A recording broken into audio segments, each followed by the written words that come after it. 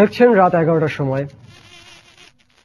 বাংলাদেশ 2020 সালের মধ্যে $25.39 billion remittance আয় করবে বলে আশা প্রকাশ করেছেন পরিকল্পনা মন্ত্রী আ.হ.ম মুস্তফা কামাল।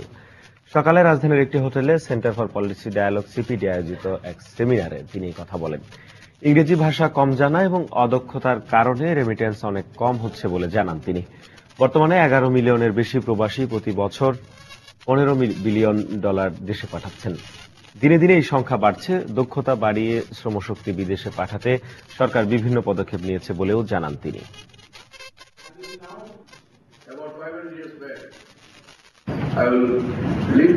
2020 সাল নাগাদ বিদেশে মানব সম্পদ থেকে আমরা $5.39 বিলিয়ন আয় করব। তবে এখনো আমাদের শ্রমিকদের অদক্ষতা ও ইংরেজি না জানার কারণেও পিছিয়ে পড়তে হচ্ছে। এই কারণে আমাদের রেমিটেন্স কম আসছে।